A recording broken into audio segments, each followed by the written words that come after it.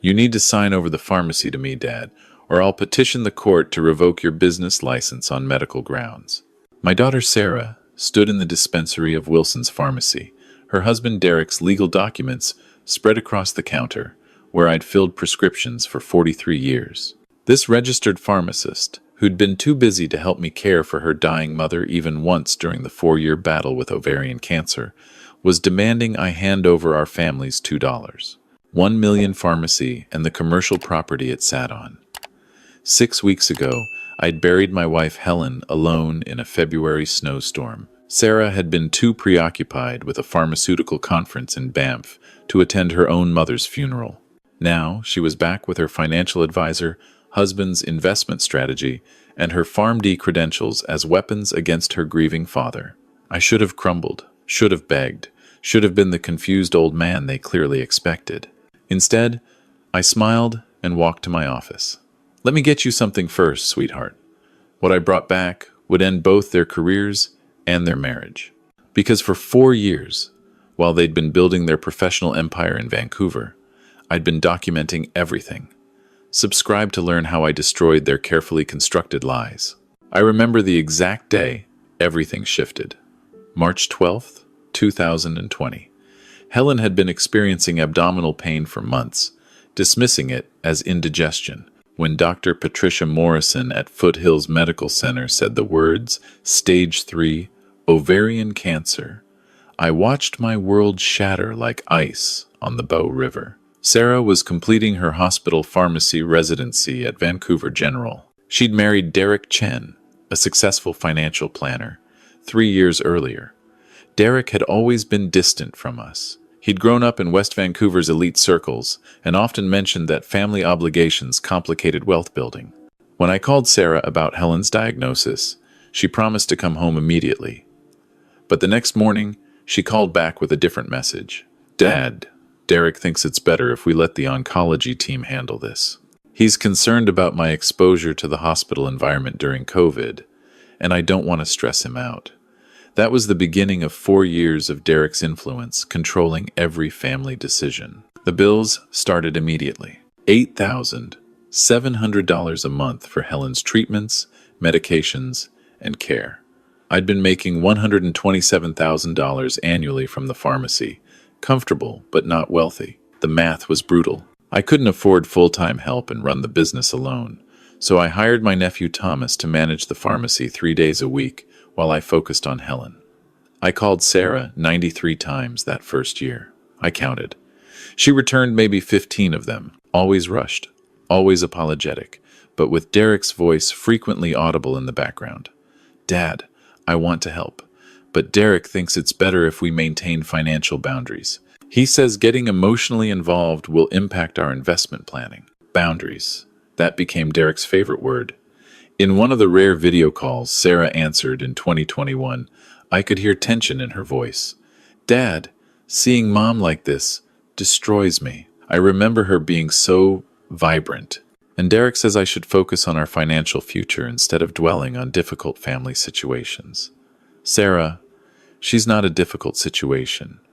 She's your mother and she needs you now. I know, Dad, but it's just so hard. Derek says the stress is affecting my work performance. Christmas 2020.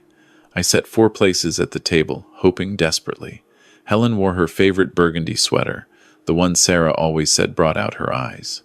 She'd been having a good day. When is Sarah coming? She asked, every few minutes. Sarah's text arrived at 3:30. Sorry, Dad. Derek booked us a surprise trip to Whistler. Give Mom my love. I discovered later from Derek's Instagram, photos of them at the Fairmont, champagne glasses raised. His caption read, Sometimes you need to escape family drama and just live. Number priorities. Number boundaries.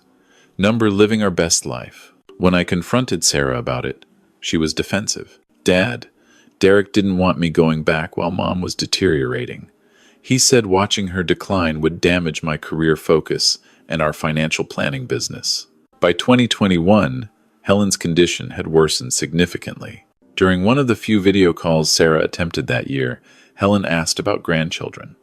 Children that didn't exist because Derek wasn't ready for kids with all this family instability draining resources. Sarah ended the call abruptly when Helen repeated the question. Mom, I can't let Derek see you like this. He thinks it's better to keep distance to avoid trauma. The medical costs kept climbing. Private nursing care, experimental treatments, medications not covered by Alberta Health. I remortgaged the pharmacy building twice, emptying my TFSA and RRSP accounts. When I sent Sarah copies of major medical bills, hoping she'd offer financial help, her responses were clinical. Dad, have you researched provincial assistance programs? Derek found some options online. Provincial assistance for her mother, the woman who'd worked alongside me for 30 years, building the pharmacy to pay for Sarah's university. Christmas 2022 was devastating. Helen had been asking for Sarah constantly. I decorated exactly as she used to, even put up Sarah's childhood ornaments, praying for a miracle visit. I called Sarah on Christmas Eve. Sweetheart, your mother's really struggling. She keeps asking for you. Could you fly home for even just 2 days? Dad, Derek booked us a wellness retreat in Tofino.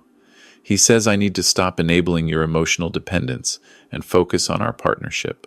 Derek's Instagram that night showed them toasting champagne at the Wickaninnish Inn.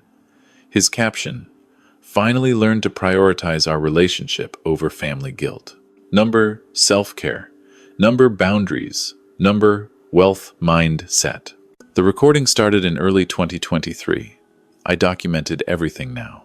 The ignored calls, the excuses, Helen's tears when Sarah didn't come.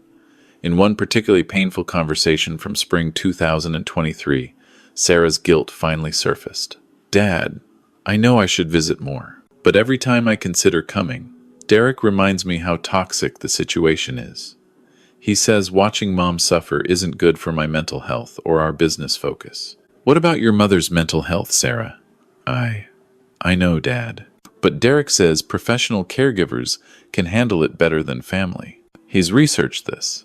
May 2023. Sarah missed Helen's 62nd birthday for an investment conference Derek had organized in Toronto. September 2023, when Helen fell and fractured her pelvis. I spent 4 nights at the hospital with her. Sarah sent flowers with a card signed by both her and Derek. Thinking of you both. Love, Sarah and Derek. Derek had never met Helen in person during their 5 years of marriage. By Helen's final months, she'd stopped eating regularly. In her lucid moments, she'd stare at the pharmacy's front door with heartbreaking hope. Where's my girl? I want to see my girl. The last voicemail I left was January 28th, 2024. Sarah, your mother is dying. Doctor. Morrison says days at most. She's been asking for you constantly. Please, sweetheart, please come home. She called back 2 days later. Dad, I'm so sorry I missed your call. Derek and I were at a financial planning summit in Montreal. How's Mom doing? She died yesterday morning, Sarah. Your mother died yesterday morning. The silence stretched forever. Oh God, Dad, Derek said it wasn't critical yet based on your messages. Why didn't you make it clearer? 93 missed calls said otherwise. She couldn't make the funeral either. Derek thinks attending would be too traumatic for me given my guilt about not visiting more. He's concerned about my emotional stability affecting our business. I buried my wife of 40 years alone in a February blizzard, surrounded by customers who'd watched me fight this battle without my own daughter's support. That's when I knew exactly what I needed to do. 4 weeks after Helen's funeral, Sarah called. Not to check on me, not to share memories of her mother, but to discuss what Derek called my business succession crisis. I was sitting in Helen's chair, the leather recliner where she'd spent her final weeks. Her reading glasses were still on the side table, her Sudoku book half finished. Dad, Derek and I have been analyzing your situation. Those were her opening words. Not how are you holding up, but a clinical assessment delivered with her husband's financial authority. I'm grieving, Sarah. That's normal when you lose your wife. It's been 4 weeks, Dad. Derek did some research. He says prolonged grief in men your age can indicate declining cognitive function. He thinks we need to take preventive action. Action. Derek had been researching me like a financial portfolio. I'm 65 years old, Sarah, not 95. Age isn't the only factor, Dad. Derek pointed out that the stress of caregiving, the financial strain, the isolation, these things damage decision-making ability. He's concerned about your capacity to manage the pharmacy safely. I pressed record on my phone. This conversation felt critical to preserve. What kind of decisions worry Derek, sweetheart? Well, for starters, you're sitting on $2.1 million in commercial real estate and business assets while drowning in medical debt. Derek ran the numbers. The pharmacy building and business are worth at least $2.1 million. He says you could sell, clear your debts, retire comfortably. Derek had done his homework. Property assessments, my financial vulnerability, the most efficient extraction method. This pharmacy is my life, Sarah. It's where your mother and I built everything together, where she worked beside me for 30 years. And that's exactly the kind of emotional thinking that concerns Derek. You're not being rational, Dad. You're letting sentiment override financial logic. Sentiment. Derek was calling my love for Helen sentiment, and Sarah was repeating his words. Your mother died in the apartment upstairs, Sarah. In our bedroom, holding my hand. You think I should just sell that away? Dad, Mom is gone. Derek says clinging to physical spaces isn't healthy. It's actually a symptom of complicated grief that can progress to serious cognitive problems. Every word sounded rehearsed, like Derek had coached her through this script. Are you saying I'm mentally incompetent? I'm saying Derek thinks you're showing signs of impaired judgment. And as a pharmacist, I have to agree from a medical perspective. The responsible thing would be to transfer the business into competent hands before you make decisions you'll regret. Competent hands? You mean yours and Derek's? Dad, Derek has his certified financial planner designation and investment management experience. I'm a registered pharmacist. We understand asset management better than someone in your emotional state. The recording device was capturing everything. Her tone, Derek's influence, the complete absence of empathy for a man who'd just lost his wife. So what exactly are you proposing? Sign the pharmacy and property over to us. Derek will set up a family trust, manage the sale, ensure you get the psychiatric care you clearly need. You can stay in the apartment, of course, but under proper oversight. Oversight. Like I was a patient in her hospital. And if I refuse? The pause was revealing. When Sarah spoke again, I could almost hear Derek coaching her. Dad, Derek researched the regulatory requirements. As a healthcare professional, I'd be obligated to report cognitive decline in an elderly pharmacy owner, especially one who's demonstrated poor judgment about business operations and self-care. The Alberta College of Pharmacy takes these reports seriously. You're saying you'd have my license revoked. Derek thinks we should have you properly evaluated by qualified professionals first. If they determine you can't manage the business safely, then yes, the college might need to investigate. Business license revocation. Derek's financial expertise was showing through Sarah's pharmaceutical threats. Sarah, I took care of your mother for 4 years while you were building your career with Derek. I managed everything. And now you think I'm incompetent. That's exactly Derek's point, Dad. He says the stress of caregiving has clearly affected your cognitive function. You're not the same person you were 4 years ago, and we can't ignore that. She was right about one thing. I wasn't the same person. But not in the way Derek thought. I need time to think about this. Of course.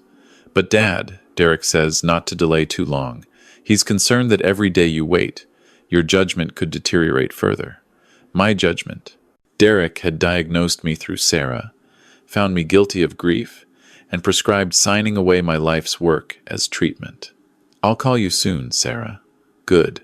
And Dad, Derek wants you to know this comes from a place of love and financial responsibility. We're trying to protect you from making mistakes you'll regret. Love. After 4 years of Derek keeping Sarah away from her dying mother, he was calling attempted theft love. I hung up and stopped the recording. 18 minutes and 47 seconds of my daughter systematically dismantling my competence under her husband's direction. But what struck me most wasn't Sarah's cruelty. It was her complete surrender to Derek's agenda. Every argument was his. Every justification came from his financial analysis. Even her pharmaceutical authority was being wielded at his instruction. The woman who'd been too traumatized to attend her dying mother's funeral was now clinical enough to steal from her grieving father, all because her husband demanded it. I sat in Helen's chair for a long time, thinking about the daughter I'd raised versus the woman Derek had molded. Sarah had always been easily influenced, but I'd hoped marriage would strengthen her, not turn her into someone else's weapon. Then I picked up the phone and called James Mitchell, our family lawyer for 30 years. James, it's Robert Wilson. I need to discuss urgent legal matters regarding my daughter and her husband. The financial war Derek had started was about to end very differently than he'd calculated. James Mitchell's office in Eau Claire felt like sanctuary. I'd been there dozens of times for business contracts and estate planning. Robert, I'm deeply sorry about Helen, James said, his weathered face showing genuine grief. Thank you. She always said you were the only lawyer in Calgary who treated small business owners like human beings instead of billing opportunities. I placed my phone on his mahogany desk and pressed play. 18 minutes of Sarah and Derek's coordinated assault on my competence. James's expression darkened with each passing minute. Jesus, Robert, this isn't just elder abuse. It's a calculated financial and professional conspiracy. Your son-in-law has clearly researched business seizure tactics, while your daughter provides the healthcare justification. Can they actually succeed? They can try, but it would require independent medical evaluations, pharmacy college investigations, substantial evidence of cognitive impairment, or unsafe practice. Derek's financial background gives him dangerous knowledge, but from what I've seen in our decades of working together, their case would be extremely difficult to prove. Some tension left my shoulders. What are my options? James opened his legal pad. We could wait and defend, but given their coordination, I'd recommend offense. Document everything. Build a comprehensive record of their behavior, and consider protecting your assets before they can challenge your competence.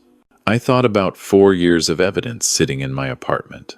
Missed calls, broken promises, documented abandonment, while Derek actively encouraged Sarah's absence.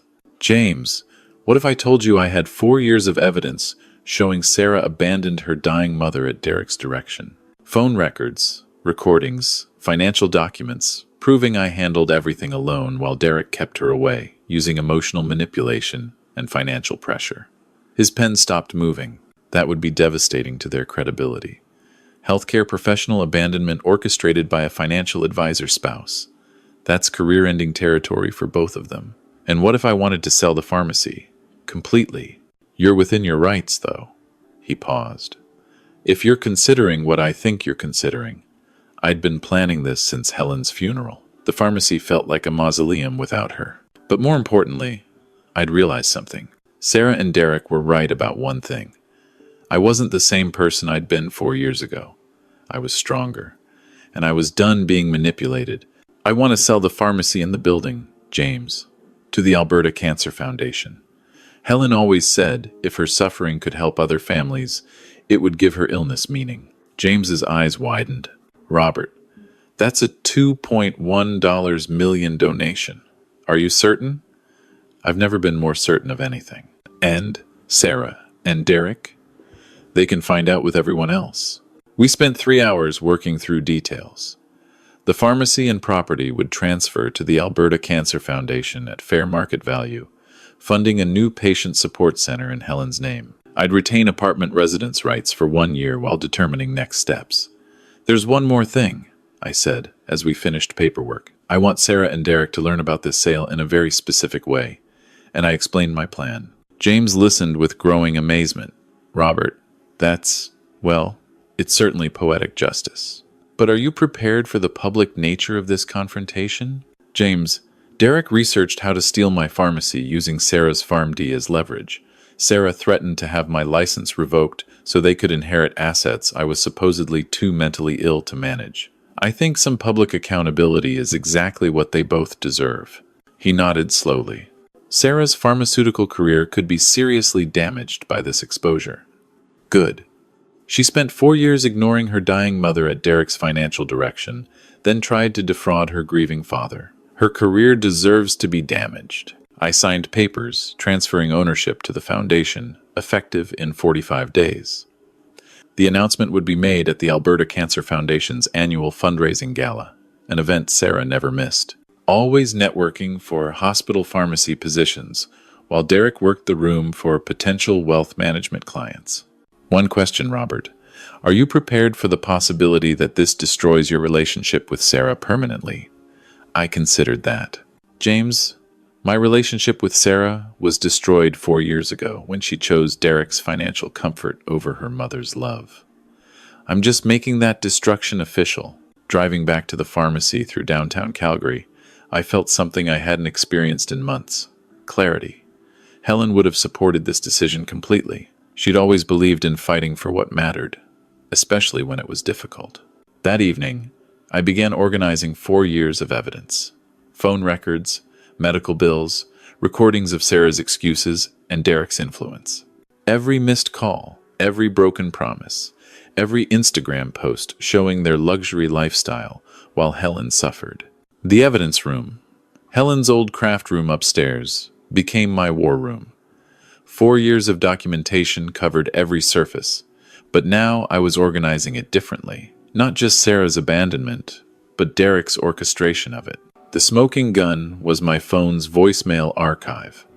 I'd kept every message, thinking someday I might delete them for storage space. Now I understood why I'd never been able to press delete. The earliest recording was from April 2020, 6 weeks after Helen's diagnosis.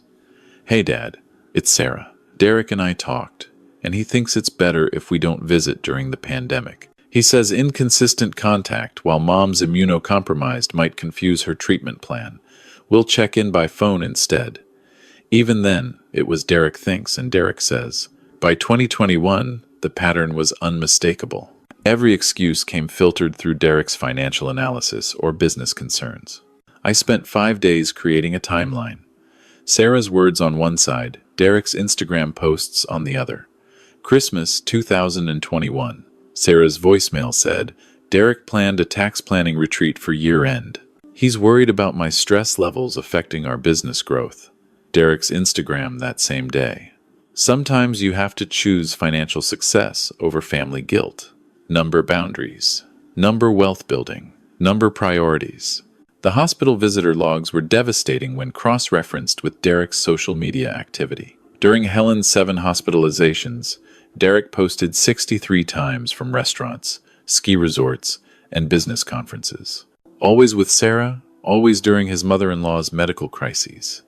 But I needed to understand their vulnerabilities beyond just family abandonment. So I researched them the way they'd researched me.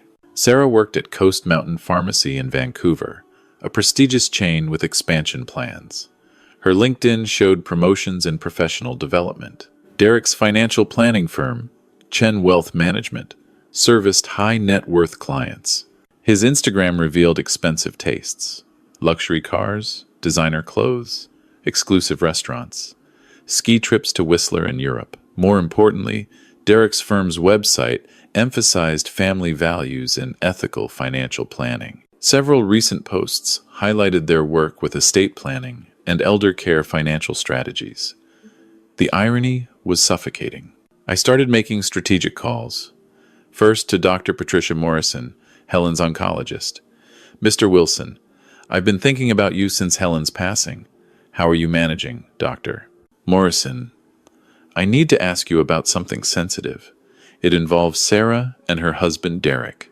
I explained their coordinated threats, their plans to have me declared incompetent and seize my business. Dr. Morrison listened without interruption.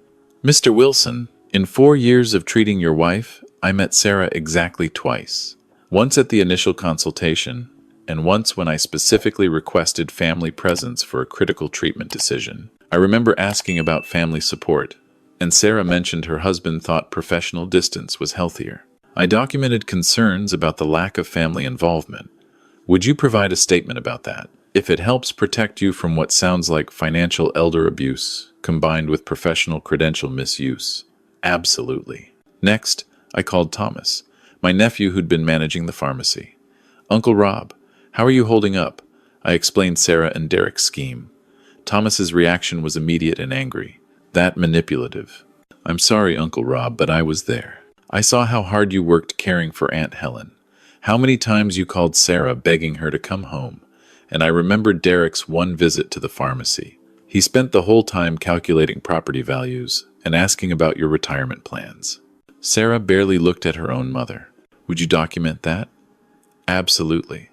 And Uncle Rob, the pharmacy staff all know what happened. We all watched you sacrifice everything while Sarah lived her perfect Vancouver life. The character witnesses mounted quickly. Our family physician, our accountant, longtime customers, all shocked by the coordinated nature of Sarah and Derek's scheme. But my breakthrough came from an unexpected source. Mrs. Nguyen from the apartment next door knocked Thursday evening. Robert, I hope you don't mind, but I've been worried since I overheard that argument with the real estate agent. I did some research on your son-in-law. My daughter works in finance in Vancouver. She says Derek's been bragging about coming into a major inheritance soon. He's apparently already been shopping for commercial properties in Vancouver, telling colleagues his father-in-law is finally being realistic about his limitations. The pieces clicked together. This wasn't just about the pharmacy. Derek had been planning and bragging about stealing from me while I was still grieving my wife. Mrs. Nguyen, would your daughter be willing to document what Derek said? Oh, Robert, it's worse. She says Derek sent emails about it to potential investment partners. My daughter works in compliance at his firm. She's seen internal communications about potential conflicts of interest when financial advisors benefit from elderly client assets. Friday evening, I called Sarah. Time to let them think they were winning while I gathered final evidence. Sweetheart, I've been thinking about what you and Derek said. About the pharmacy, about my mental state. I'm glad you're being rational about this, Dad. I'm scared, Sarah. Maybe Derek's right. Maybe I'm not thinking clearly anymore. I could hear her relief. It's okay, Dad. Derek's already contacted estate planning specialists and business brokers. We're going to take care of everything. Of course he had. Derek found a really good elder business consultant who specializes in these transitions, Sarah continued. He's confident we can have everything transferred smoothly within 60 days. Maximum value for everyone. When do you want to move forward? Soon, Dad. Derek says the longer we wait, the more opportunity there is for you to make mistakes that could complicate the sale process or damage the business value. Okay, sweetheart. Whatever you and Derek think is best. After hanging up, I sat in Helen's chair and smiled. They thought they'd won. Sarah was probably already telling Derek about my surrender, and he was probably already calculating their net gain. They had no idea that every conversation was being recorded, every threat documented, and every piece of evidence organized for maximum public impact. The trap was set. Now I just had to wait for them to walk into it at the Cancer Foundation Gala, where Derek's financial colleagues and Sarah's pharmacy colleagues would witness their complete destruction. 3 weeks later, Derek made his move. I was at the pharmacy counter filling prescriptions when I saw his silver Mercedes SUV pull up outside. 2 people climbed out. Sarah stepped from the passenger seat first. Tall, blonde, designer blazer that probably cost more than most people's monthly salary. She moved with the predatory confidence of someone about to close a profitable deal. The business valuator followed, carrying measuring equipment and a portfolio. Even from inside, I could see Derek directing the operation like a general commanding troops. He pointed out features of the building with proprietary confidence, taking photos with his phone. The valuator measured the storefront, while Derek peered through windows like he was already planning renovations. Mrs. Nguyen was at her window, close enough to observe their conversation. I stayed at the counter, watching through the pharmacy's front window as they walked around the property. Thomas emerged from the back. Uncle Rob, should I? Just watch, Thomas. Document everything you can. I walked out slowly, timing my arrival for maximum impact. Dad, there you are, Sarah called out with forced cheerfulness. I'd like you to meet Richard Patterson from Commercial Properties Alberta. Derek found him. He specializes in these kinds of family business transitions. Richard extended a professional hand. Mr. Wilson, your daughter and son-in-law have explained your situation. I'm very sorry for your loss. My situation. Derek had briefed him thoroughly. painted the picture of an incompetent old man whose family was heroically rescuing him from his own poor judgment. "Thank you," I said quietly, "though I'm confused about why you're here." Derek stepped forward smoothly. "Robert, we discussed this. The pharmacy sale, remember? I researched several valuators, and Richard has excellent credentials for handling succession planning. He spoke to me like I was a confused child, his financial training evident in every calculated word. But Derek, I never agreed to sell the pharmacy." Sarah and Derek exchanged a look, the kind investment partners share when a deal isn't cooperating with the predetermined outcome. "Dad," Sarah said patiently, "we had a very clear conversation about this. You said you were scared, that you couldn't handle the business anymore, that you wanted Derek and me to take care of everything. The gaslighting was textbook perfect, public, confident, designed to make me question my own memory while establishing their version of events for witnesses. I'm sorry," I said louder now, "but I think there's been a misunderstanding. This is my life's work. My wife and I built this together. I'm not selling anything." Richard looked uncomfortable, but Derek stepped in smoothly. "Robert, this is exactly what we've been concerned about. The confusion, the memory issues." Sarah explained that grief can sometimes affect cognitive function in older business owners, especially after the stress of prolonged caregiving. Derek's financial expertise was showing. He was building a public record of my alleged incompetence while positioning himself as the concerned family member helping with a difficult transition. Mrs. Nguyen had stopped pretending to clean her window. She was listening intently, her face growing more concerned by the minute. "I'm not confused," I said clearly. "I never agreed to any sale." "Dad, please," Sarah interrupted, embarrassment creeping into her voice. "You're making this harder than it needs to be." "Making what harder?" Thomas called out, stepping closer from the pharmacy entrance. Derek turned on his professional charm. "Just some family financial planning, Thomas. Nothing that concerns the staff. Thomas is my nephew and assistant manager. He's lived next to me for 5 years. Thomas, do you think I'm mentally incompetent to run this pharmacy?" "Not even close, Uncle Rob. You're the sharpest pharmacist I know." Derek's smile tightened. "With respect, Thomas, family members aren't always the best judges of cognitive decline, especially in workplace settings. That's why we need professional assessments." "I think we should reschedule," Richard interrupted, backing toward his car. "This doesn't seem like the right time for a property evaluation." As Richard drove away, Derek's composure finally cracked slightly. "This isn't over, Robert. Sarah's professional assessment stands, and I've already researched our legal and regulatory options." Mrs. Nguyen was still watching, and I knew she'd remember every word of Derek's threat. "We'll see about that," I said calmly. Derek's public humiliation in front of Mrs. Nguyen and Thomas triggered a sophisticated damage control campaign. Within days, he was working every angle to protect both his financial advisory reputation and their planned inheritance grab. It started with social media warfare.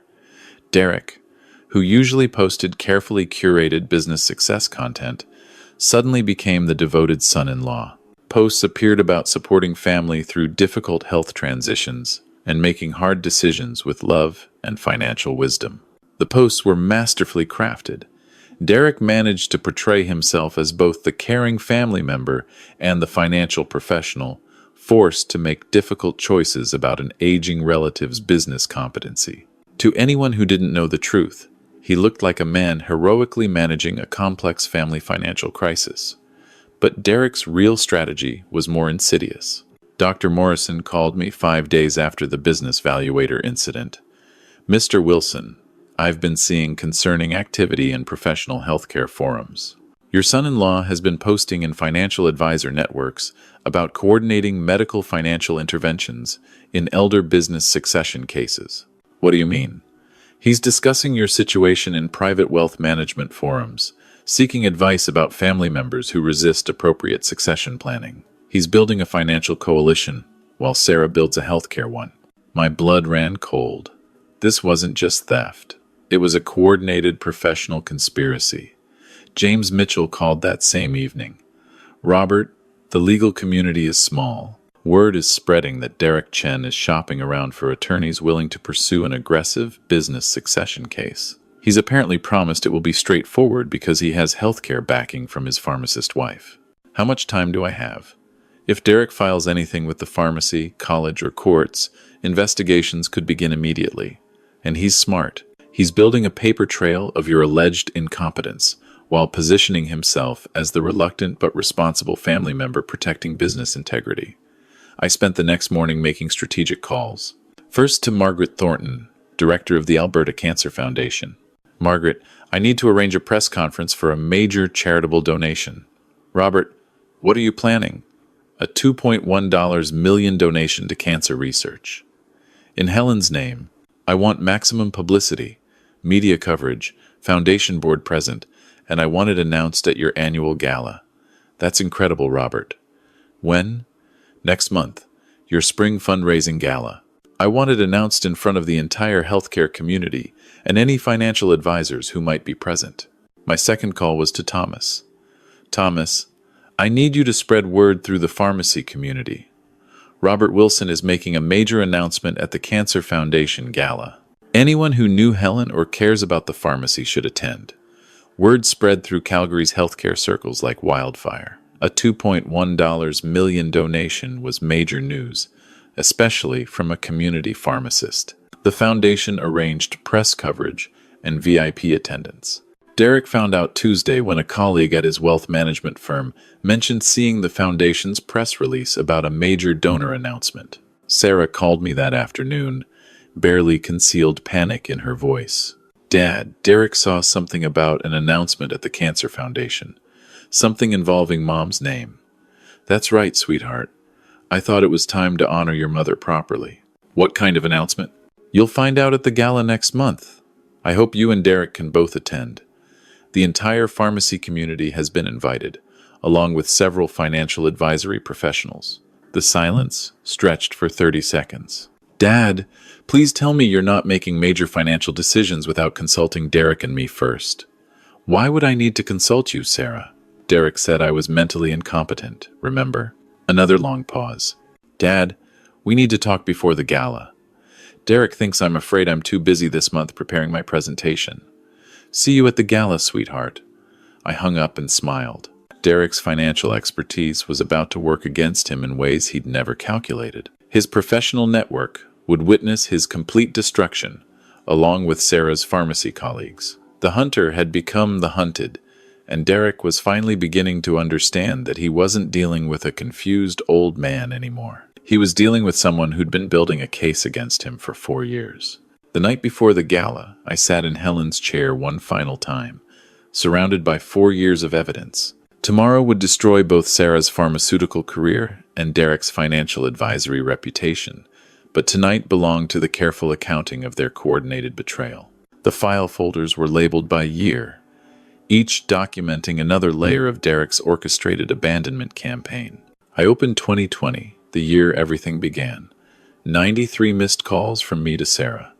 I'd counted them 3 times, then had James's assistant verify from phone company records. Her return call rate, 16%, and only when Derek wasn't directing her responses. The voicemails told the real story. April 2020. Dad. Derek researched pandemic protocols. He thinks family visits during active treatment can actually increase infection risk. We should let the medical team handle it. May 2020. Dad, Derek's concerned about my emotional health affecting our business expansion. He says watching Mom deteriorate isn't good for our financial planning focus. Derek's influence was documented from day one. Medical bills from 2020 totaled $104,000. Sarah and Derek's financial contribution, $0. I moved to 2021, cross-referencing Sarah's excuses with Derek's social media activity. Thanksgiving week, 2021. Sarah's voicemail claimed Derek planned a financial planning conference in Toronto. Derek's Instagram from that same trip. Sometimes you have to choose business growth over family obligations. Number boundaries, number wealth mindset, number priorities. 41 photos from their conference, while Helen spent Thanksgiving asking why her daughter wouldn't come home. 2022 brought Helen's first major health crisis, pneumonia that required ICU admission. 8 days she fought for her life. The visitor log showed my name 73 times. Thomas visited 9 times. Mrs. Nguyen brought flowers 4 times. Sarah's name, 0 entries. But Derek's Instagram showed their location throughout Helen's crisis. Wine tasting in Okanagan Valley, while his mother-in-law was on oxygen. By 2023, Derek's strategy was fully developed. He'd convinced Sarah that her mother's illness was toxic to their marriage and business growth. The evidence was in their own messages, screenshots from Sarah's phone I'd seen during one of her brief visits. A text from Derek to Sarah, "Your dad is manipulating you with guilt. My research shows prolonged exposure to terminal illness in family members can cause secondary trauma that affects business performance. We need to maintain boundaries for our financial health." Sarah's response, "You're right. I'll tell Dad we can't visit as often." Derek's reply, "Not, can't visit as often. We need complete separation until she's gone. I've talked to other advisors who've dealt with similar estate situations. Family emotional involvement complicates wealth transfer." He'd researched abandonment strategies like a financial investment plan. 2023 and early 2024 showed the pattern perfected. Every holiday excuse came filtered through Derek's business recommendations. Christmas 2023. Sarah claimed Derek's financial advisor recommended avoiding family trauma during tax planning season. Derek's Instagram that Christmas. Learning to prioritize our financial future over family guilt. Best business decision ever. Number wealth building, number boundaries, number success. The financial devastation was staggering. $387,000 in total medical expenses over those 4 years. All while Derek posted about luxury purchases, European vacations, and investment properties funded by their combined professional incomes. But the cruelest evidence was Derek's manipulation of Sarah's pharmaceutical ethics. In a recorded phone call from late 2023, Sarah finally admitted the truth. "Dad, I want to visit Mom, but Derek says it's not good for our business focus. He researched caregiver burnout statistics and thinks I'm showing symptoms just from the phone stress. He made me promise to prioritize our wealth building." Sarah, "You haven't visited your mother in almost 3 years. I know, Dad, but Derek says that proves I'm making the right choice for our financial future." Derek had convinced Sarah that abandoning her dying mother was actually good business strategy. The final folder contained the smoking gun, Derek's own words captured during a speakerphone conversation. Sarah had called about Helen's fall, and I'd heard Derek coaching her in the background. "Tell him we can't afford to get emotionally involved. Remind him that, as a pharmacist, you need to maintain professional boundaries even with family illness." When Sarah hesitated, Derek's voice came clearly through the phone. "Sarah, we've discussed this. Your mother's condition is terminal anyway. Getting attached now will just complicate the estate transfer when she dies. Think about our business expansion plans. Our business expansion. While Helen was frightened and in pain, Derek was calculating inheritance timelines. I'd compiled 23 character witness statements, documenting my mental competence and Sarah's absence. Dr. Morrison's medical notes showed Helen asking for Sarah during every appointment in her final year. Thomas's statement detailed my consistent professional judgment running the pharmacy. But the most damning evidence was the recorded threats. 18 minutes of Sarah and Derek's coordinated plan to have me declared incompetent so they could seize my business. The moral accounting was complete. 4 years of Derek's orchestrated abandonment, documented with legal precision. Tomorrow, his professional colleagues would hear exactly how he'd used his financial expertise to manipulate his wife into abandoning her dying mother, then tried to defraud her grieving father. Helen deserved justice. Tomorrow, she would finally get it. Gala night arrived clear and crisp, the Bow River reflecting lights from the Telus Convention Center. I dressed carefully in my best charcoal suit, the one Helen had bought me for our 40th anniversary. The irony wasn't lost on me that I was wearing it to defend her memory against our own daughter and her husband. The ballroom was larger than expected. Margaret Thornton had outdone herself. Calgary Herald reporters lined the back wall. CBC Calgary had sent a camera crew. The foundation's entire board sat in front rows, along with major donors and senior healthcare professionals. I spotted Sarah and Derek immediately. They sat with a group from her pharmacy chain, Derek's designer suit and confident posture, suggesting he expected a routine family donation ceremony. Sarah looked nervous, but Derek appeared completely composed, probably viewing this as another networking opportunity. Dr. Patricia Morrison sat nearby. Several financial advisors from Derek's professional network had attended, likely colleagues curious about the major donation from a community pharmacy owner. Margaret introduced me warmly, emphasizing my 43 years serving Calgary, my dedication as a caregiver during Helen's battle with cancer, and my long-standing commitment to the community. I stepped to the podium and looked out at 270 people, mostly healthcare professionals and business leaders who understood both the cost of cancer and the importance of family support. Thank you all for coming. My name is Robert Wilson. 6 weeks ago, I lost my wife Helen to ovarian cancer after a 4-year battle. Tonight, I'm announcing a $2.1 million donation to establish the Helen Wilson Patient Support Center. Applause filled the ballroom. I saw Sarah's face register shock, then confusion. Derek's expression remained controlled, but his eyes had sharpened with calculation. He was probably wondering how this affected their business seizure plans. This donation represents the sale of Wilson's Pharmacy and the commercial property it occupies. The pharmacy where Helen and I worked side by side for 30 years, where we built our life together, and where she spent her final days in the apartment we shared upstairs. I gestured toward Sarah. Several colleagues smiled warmly at her, assuming this was a proud family moment. But this donation is about more than cancer research funding. It's about honoring true caregivers, the family members who sacrifice everything for their loved ones, often without recognition, support, or even acknowledgement. Dr. Morrison nodded approvingly. This was exactly the message the healthcare community embraced. Over 4 years, I learned that caregiving isn't about professional credentials or medical knowledge. It's about showing up day after day, year after year, even when it's difficult, even when it costs everything. The room grew quiet, sensing a shift in tone. Unfortunately, not everyone understands this responsibility.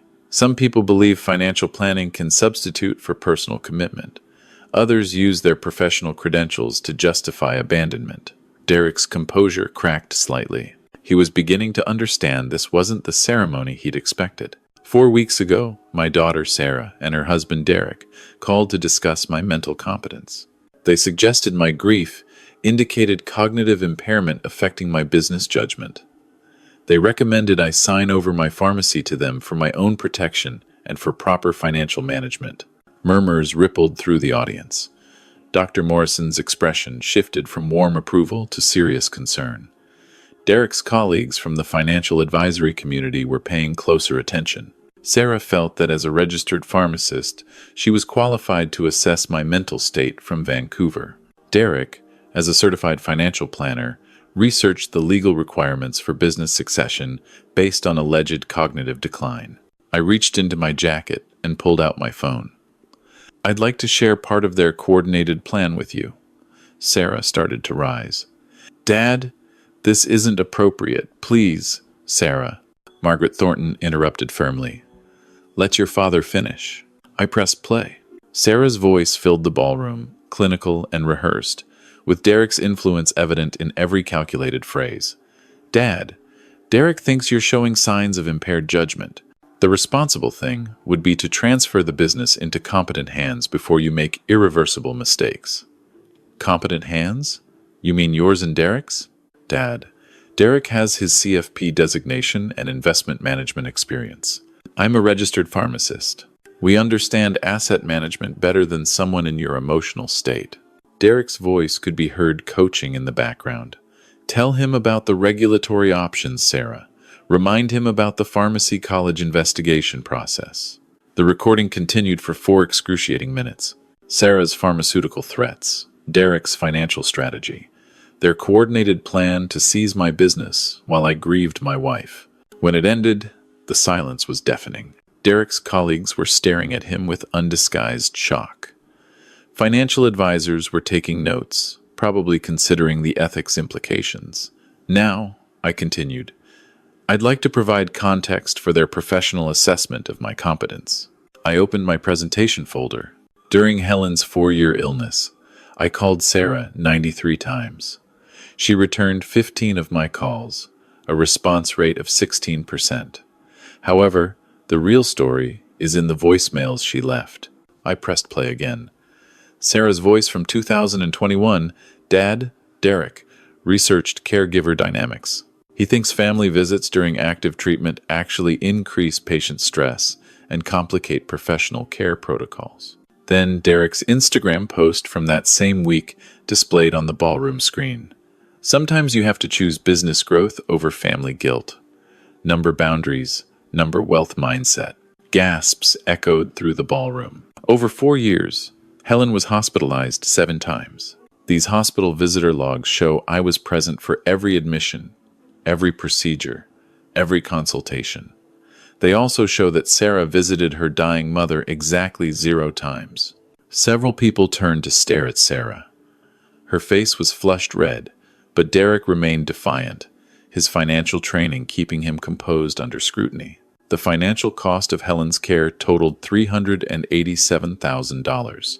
I paid every penny while Sarah and Derek posted about luxury vacations, investment properties, and business expansion funded by their combined professional incomes. I pulled out Derek's social media screenshots. These posts from Derek's Instagram were made during Helen's most critical episodes. This wine tasting in Okanagan was posted while Helen was in ICU with pneumonia. This ski trip to Whistler was during the weekend she had emergency surgery. Derek's colleagues were now openly staring at him. One was on her phone, probably calling their firm's ethics department. But perhaps most telling is how Derek orchestrated this abandonment using his financial expertise. I played another recording. Derek's voice coaching Sarah. Your dad is manipulating you with guilt. My research shows prolonged exposure to terminal illness affects business performance. We need complete separation for our financial health. The ballroom erupted in shocked murmurs. Sarah shot to her feet. This is a violation of privacy. Those recordings were made without consent. Actually, Mrs. Chen, James Mitchell's voice came from the back of the ballroom. In Alberta, one-party consent applies to recording conversations. Your father consented by participating in the calls. And these recordings document attempted fraud and elder abuse, which are criminal matters. James had arrived as my backup, and Derek's face went pale as he recognized the legal trap he'd walked into. Furthermore, I continued, Derek spent 4 years convincing my daughter that abandoning her dying mother was sound financial strategy, while he researched how to steal from her grieving father. I turned to look directly at both of them. When Helen was dying, I left Sarah a voicemail, explaining she had days at most. She called back 2 days later to learn her mother had already passed. Her excuse? Derek had convinced her that her mother's condition wasn't critical enough to interrupt their business conference in Montreal. Dr. Morrison was staring at Sarah with disgust. One of the pharmacy chain executives stood up. Sarah, I think we need to discuss your employment status. My office Monday morning. Derek finally lost his composure completely. This is character assassination. Robert is clearly having a breakdown and fabricating stories to manipulate public opinion. Mr. Chen, one of his colleagues, called out, standing. Perhaps you should stop talking. You're making this worse for both of you. I'm finishing now, I said calmly. The Helen Wilson Patient Support Center will open next year, funded by the pharmacy and property where she spent her final years surrounded by people who actually cared about her. Thank you. The applause was scattered and uncertain, but dozens of people approached me afterward with support and condolences. As I headed for the exit, Derek cornered me in the hallway, his professional mask finally gone. You've destroyed us both, Robert. Sarah's pharmacy career, my advisory practice, our entire business plan. No, Derek. You destroyed yourselves when you chose wealth building over basic human decency. I just documented it. Sarah appeared beside him, tears streaming for the first time in 4 years. Dad, I'm so sorry. Derek convinced me that staying away was better financially, and I was too weak to see what was happening. It's too late for apologies, Sarah. Mrs. Nguyen was waiting for me outside, tears in her eyes. Robert, Helen would be so proud. You honored her memory and stood up for what's right. For the first time in months, I felt truly at peace. 8 months later, I stood in the Helen Wilson Patient Support Center, watching staff prepare for the grand opening. The gleaming facility stretched across 5,000 square feet, funded entirely by the pharmacy sale. Dr. Patricia Morrison had been appointed medical director. She found me there that morning, reviewing the dedication plaque. Robert, this is remarkable. Helen would be overwhelmed by what you've accomplished. She always said if her suffering could help other families, it would give her illness meaning. The aftermath had been swift and comprehensive. The pharmacy college suspended Sarah's license, pending an ethics investigation. Her employer terminated her position after the ethics board opened formal proceedings. Derek's financial advisory career imploded even faster. Chen Wealth Management lost its major clients within weeks. His professional designation was under review for ethics violations. No wealth management firm wanted an advisor who'd orchestrated elder abandonment and attempted financial fraud. But the most unexpected consequence came 3 months after the announcement. Sarah called on a Tuesday evening, her voice broken. Dad, Derek left me. He said the scandal destroyed his business, and he couldn't be married to someone whose family publicly humiliated him. He filed for divorce last week. I felt a flicker of something. Not quite sympathy, but recognition of her pain. Dad, I realize now how much Derek controlled my decisions. I was afraid of disappointing him, afraid of choosing family over our business plans. And he made it so easy to stay away, to rationalize abandoning Mom. Sarah, your mother died asking for you. That can't be undone. I know. But Dad, could we maybe try to rebuild something? I want to volunteer at the support center, maybe help other families avoid what happened to us. I considered her request carefully. The center needed volunteers, and Sarah's pharmaceutical background could be valuable. But trust, once shattered, required time to rebuild. Sarah, we can start with the volunteer work, but our relationship, if there ever is one again, will be earned through consistent action, not inherited through apologies. I understand, Dad. I'll do whatever it takes. For Mom's memory, I moved into a comfortable condo near the Bow River, walking distance from the support center where I now volunteer as a patient advocate. The Helen Wilson Patient Support Center published its first annual report showing significant improvements in family caregiver support and patient outcomes. Some boundaries, once established, protect what matters most. Others, carefully reconstructed through genuine change and consistent effort, might offer hope for redemption. But that redemption must be earned, not demanded. And it starts with acknowledging the damage done and committing to become someone better than who you were.